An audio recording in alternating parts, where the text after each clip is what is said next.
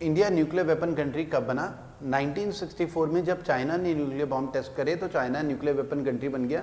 तो हमारे पड़ोस में जो हमारा दुश्मन देश है उसके पास न्यूक्लियर वेपन है, तो ज़रूरी है कि हम भी न्यूक्लियर वेपन बनाएं ताकि चाइना हमें धमका न सके फ्यूचर में। तो पोखरण 1 हमने 1974 में किया था। ये 18 में 1974 को पहली बार हमने एक न्यूक्लियर टेस्ट करा है, 1 न्यूक्लियर टेस्ट। ठीक है, जो हमारा एक पहला टेस्ट था, इंदिरा गांधी उस समय प्राइम मिनिस्टर थी और तब हम न्यूक्लियर वेपन कंट्री बना। इसके रिस्पांस में हमारे ऊपर सैंक्शंस वगैरह भी लगे थे।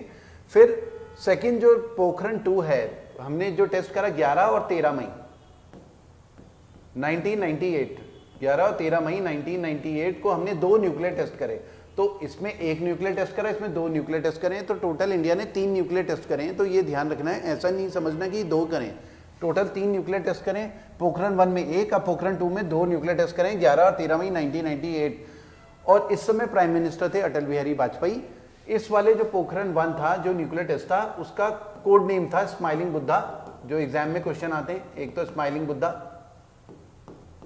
और इसका था ऑपरेशन शक्ति। ऑपरेशन शक्ति, इसका था ऑपरेशन शक्ति। अटल बिहारी वाजपेयी उस समय प्रधानमंत्री थे और उसके अगले साल 1999 में डिक्लेयर करा था हमने minimum credible deterrence. Minimum credible deterrence, minimum credible deterrence का मतलब है इसमें नो फर्स्ट यूज है। नो फर्स्ट यूज के बारे में बात हो रही है कि पहले न्यूक्लियर वेपन हम यूज नहीं करेंगे, लेकिन अगर हमारे ऊपर कोई अटैक करता है न्यूक्लियर वेपन से तो नो फर्स्ट यूज के साथ हमारा क्या है, with assured second strike capability.